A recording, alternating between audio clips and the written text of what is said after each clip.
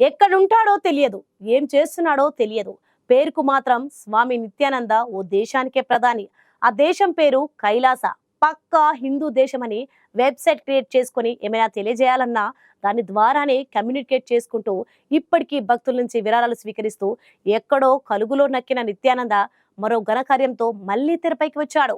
దేశంగాని దేశంలో భూ కుంభకోణానికి తెరలేపి సంచలనం సృష్టించాడు. దశాబ్ద కాలంగా లైంగిక వేధింపుల ఆరోపణలు ఎదుర్కొంటూ పరారీలో ఉన్న ఈ దొంగ స్వామి నిత్యానందకు మరో షాక్ తగిలింది. తన శిష్యులను చెబుతున్న 20 మందిపై బహిష్కరణ వేటు పడింది. ఇంతకీ ఆ దేశం పేరు చెప్పనేలేదు కదూ, అది బొలీవియా దేశం. అక్కడి ఇమ్మిగ్రేషన్ మంత్రిత్వ శాఖ విడుదల చేసిన ఓ ప్రకటనలో నిత్యానంద స్థాపించిన కల్పిత దేశం కైలాస నుండి 20 మంది పౌరులను బహిష్కరించినట్లు ప్రకటించింది. బొలీవియాలోని స్థానిక సమాజానికి చెందిన భూమిని స్వాధీనం చేసుకోవడానికి సభ్యులు ప్రయత్నించారని ఆ దేశం తెలిపింది. దాంతో వారిని బహిష్కరించినట్లు ప్రకటించింది. నిత్యానంద ఆ దేశంతో వీరంతా గత సంవత్సరం నుంచి పర్యాటకులుగా బొలీవియాలోకి ప్రవేశించి అక్కడే ఉండిపోయారు. వివిధ మార్గాల ద్వారా వేర్వేరు సమయాల్లో వచ్చిన కొంతమంది వ్యక్తులు నవంబర్ 2024 నుండి బొలీవియాలోనే ఉంటున్నారు. మిగిలిన వారంతా జనవరి 2025లో ప్రవేశించారని బొలీవియా ఇమ్మిగ్రేషన్ డైరెక్టర్ కేథరిన్ కాల్తెరాన్ అన్నారు. వీరిపై ఇక తాము ప్రత్యేక దృష్టి పెడతామని, తమ దేశ చట్టాలకు అనుగుణంగా నడుచుకుంటామని స్పష్టం చేశారు.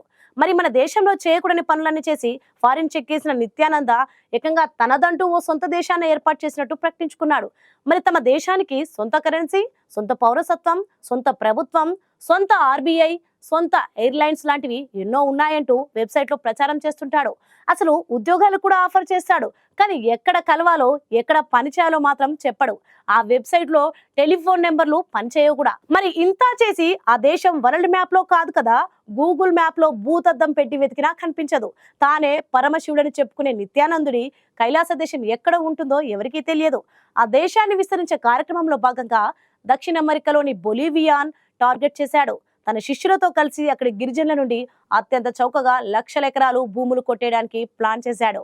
బొలీవియాలోని ఓ అటవీ ప్రాంతంలో మొత్తం 4.8 లక్షల హెక్టార్లు అంటే 11,86,105 ఎకరాలు అతి చౌకగా కొట్టేయడానికి స్కెచ్ వేశారు నిత్యానంద. ఇందుకోసం అక్కడ గిరిజనులతో 1000 సంవత్సరాలకు ఒప్పందం కుదుర్చుకున్నాడట. ఈ ఒప్పందం విలువ మన కరెన్సీలో అయితే కేవలం 8,96,000 రూపాయలు మాత్రమే. అంటే రోజుకు 2,455 రూపాయలు అన్నమాట. ఈ ఒప్పందం ద్వారా ఆ భూములతో పాటు అక్కడి వనరులపై నిత్యానందకే సర్వ హక్కులు చెందేలా ఒప్పందంలో షరతులు విధించుకున్నాడు నిత్యానంద. బొలీవియాలో భూములు కొనుగోలు ఒప్పందం పూర్తయిన తర్వాత ఆ ప్రాంతాన్ని కైలాసానికి ఎక్స్టెన్షన్ గా ప్రకటించాలనుకున్నాడు నిత్యానంద. అయితే ఈ ల్యాండ్ స్కామ్ గురించి అంతకు ముందే మీడియాలో లీక్ అయింది. దీంతో రంగంలోకి దిగిన బొలీవియా ప్రభుత్వం వ్యవహారంపై ఆరా తీసింది. అతగాడి లీలలు ప్రపంచ వ్యాప్తంగా ఇప్పటికే ఖ్యాతికెక్కడంతో ఒప్పందాన్ని రద్దు చేస్తున్నట్లు ప్రకటించింది. అంతేకాదు ఈ భూదందాలో కీలకంగా వ్యవహరించిన వారిని తమ భూభాగం నుంచి బహిష్కరిస్తున్నట్లు బొలీవియా ప్రకటించింది. బొలీవియా ప్రభుత్వ మంత్రి ఎడ్వర్డో డెల్ కాస్టిల్లో డెల్ కార్పియో ఈ మేరకు ప్రకటన చేశారు. అలాగే ప్రస్తుత చట్టం ప్రకారం విదేశీయులు అమెజాన్ ప్రాంతంలో భూమిని పొందలేరని బొలీవియన్ వ్యవసాయ భూ అభివృద్ధి మంత్రి యామిల్ ఎలోన్స్ అన్నారు. గిరిజన ప్రజల విశ్వాసం ఉల్లంఘించడానికి, వారి హక్కులను కూడా కలరాసేందుకు కూడా నిత్యానంద అండ్ టీం ప్రయత్నించిందన్నారు. ఈ మొత్తం వ్యవహారానికి సంబంధించి ఎక్సాల్టా సియన్ మున్సిపాలిటీలో 3 వ్యక్తులను అదుపులోకి తీసుకోగా మిగిలిన 17 మందిని మాత్రమే షాంటా క్రజ్ లో గుర్తించారు. అయితే ఆ వ్యక్తులు బొలీవియాలోకి టూరిస్టులుగా ప్రవేశించారు. ఆ మేరకు ఆ దేశంలో రూల్స్ అండ్ రెగ్యులేషన్స్ పాటించాల్సి ఉంటుంది. కానీ అలా జరగలేదు. బొలీవియా దేశంలో అక్కడి చట్టాలకు విరుద్ధంగా వ్యవహరించారు. అంటే తత్ఫలితంగా వారిని తప్పనిసరి పరిస్థితిలో బహిష్కరిస్తున్నట్లు బొలీవియా ప్రభుత్వం ఉత్తర్వులు జారీ చేసింది. వారు వెంటనే బొలీవియాను విడిచి వెళ్లాలని ఆదేశించింది.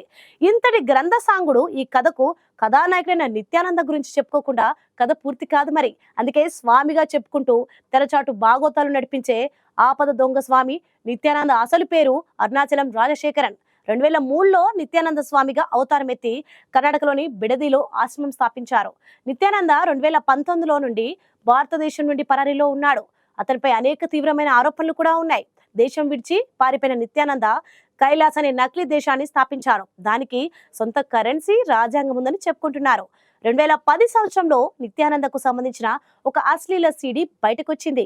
దాని కారణంగా అరెస్ట్ కూడా చేశారు పోలీసులు. 2012లో నిత్యానందపై అత్యాచారం కేసులు కూడా నమోదయ్యాయి. 2019లో 2 బాలికలను కిడ్నాప్ చేసి బందీగా ఉంచినందుకు నిత్యానందపై కేసు కూడా నమోదైంది. ఇక తర్వాత నుంచి తప్పించుకొని తిరుగుతున్నాడు. నిత్యానంద దేశం విడిచి పారిపోవడం వల్ల అతనిపై ఎటువంటి చర్యలు తీసుకోలేకపోయారు భారతీయ పోలీసులు. అసలు ఉందో లేదో తెలియని ఓ ప్రదేశానికి కైలాస అని పేరు పెట్టి దానికి తాను స్వయం ప్రకటిత ప్రధానిగా ప్రచారం చేసుకుంటూ వర్చువల్ గా ఉన్నది లేనట్టు ప్రచారం చేసుకుంటున్నాడు. నిజానికి కైలాస దేశం గురించి బొలీవియా విదేశాంగ మంత్రిత్వ శాఖ కూడా ప్రస్తావించింది. యునైటెడ్ స్టేట్స్ ఆఫ్ కౌలాసా అని పిలువబడే దేశంతో దౌత్య సంబంధాలను కొనసాగించడం లేదని, అంతర్జాతీయ సమాజంలో మరే ఇతర దేశం కూడా వారిని ఒక దేశంగా గుర్తించలేదని స్పష్టం చేసింది. నిజానికి నిత్యానంద స్వామి అనే పేరు ప్రపంచానికి పరిచయం చేయనక్కర్లేని పేరు. రాసలీలలతో ఫుల్ ఫేమస్ అయిన ఈ స్వామీజీ నిత్యం ఏదో ఒక విషయంలో వార్తల్లో ఉంటాడు. భక్తురాలిలో రాసలీలలు నడిపిన, గంగానది మట్టితో సిలికాన్ చిప్లు తయారు చేసిన, జంతువులతో మాట్లాడించిన అది ఆయనకే చెల్లింది.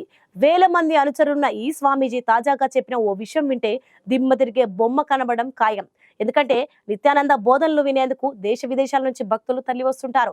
అలా వచ్చే భక్తులకు తన మహిమల గురించి వీలైనంత గొప్పగా చెప్పడం నిత్యానందకే సాధ్యం. తనకు సూర్యుని సైతం ఆపగల శక్తి ఉందంటూ తన భక్తులందరినీ ఆశ్చర్యపరిచాడు. తన ఆశ్రమంలో భక్తులతో ముచ్చటించిన ఆయన తాను ఓ ధ్వజారోహణ కార్యక్రమానికి వెళ్లేందుకు ఆలస్యం కావడంతో సూర్యుని అప్పుడే ఉదయించవద్దని ఆదేశించానని చెప్పాడు. తాను ధ్వజారోహణ కార్యక్రమాన్ని పూర్తి చేసి బయటకు వచ్చిన తర్వాతే తూర్పున సూర్యుడు ఉదయించాడని చెప్పాడు. ఇలా దాదాపు 40 నిమిషాల పాటు సూర్యోదయాన్ని ఆపానని చెప్పుకున్నాడు. నమ్మకం లేకపోతే సూర్యోదయ సమయం, నిజంగా సూర్యుడు ఉదయించిన సమయాన్ని గూగుల్లో సెర్చ్ చేసి చూసుకోవచ్చని చెప్పాడు. నిత్యానంద చెప్పిన మాటలు నోళ్లు తెరుచుకొని విన్న భక్తులు చప్పట్లు కొట్టి మైమరిచిపోవడం విశేషం. అయితే ఈ వీడియో సోషల్ మీడియాలో వైరల్ కావడంతో నిత్యానందతో ప్రస్తుతం నెటిజన్లు ఆట ఆడుకుంటున్నారు. ఇంకో అద్భుతమైన విషయం కూడా ఇక్కడ చెప్పుకోవాలి మనం. ఈ E=mE² అనేది నోబెల్ బహుమతి గ్రహీత ఐన్స్టీన్ మహాశయుడు కనిపెట్టిన సాపేక్షత సిద్ధాంతం అని ఫిజిక్స్ చదువుకున్న ప్రతి ఒక్కరికి తెలుసు. నిజానికి ఐన్స్టీన్ ప్రపంచ మానవాళికి అందించిన గొప్ప వైజ్ఞానిక సూత్రం. కానీ మన నిత్యానందులు వారు మాత్రం అది తప్పని వాదిస్తాడు. నాన్ వెజ్ తినేవారికి ఒకలా, వెజిటేరియన్ తినేవారికి మరోలా శక్తి ఉంటుందని కొత్తగా చెప్తున్న వీడియో సోషల్ మీడియాలో వైరల్ అయి కూర్చుంది. త్వరలో ఆవులు, సింహాలు, పులులు ఒకటేమిటి, అన్ని జంతువులు స్పష్టంగా మనుషులతో మాట్లాడతాయని చెప్పిన నిత్యానంద అందుకోసం తాను ఓ సాఫ్ట్వేర్ ను తయారు చేసినట్టు చెప్పారు. అది త్వరలోనే వస్తుందని, జంతువులు మనుషులతో మాట్లాడగలవని నిరూపిస్తానని స్వామీజీ శబ్దం చేశారు. వినేవాడు చెప్పేవాడికి లోకు అంటే ఇదేనేమో.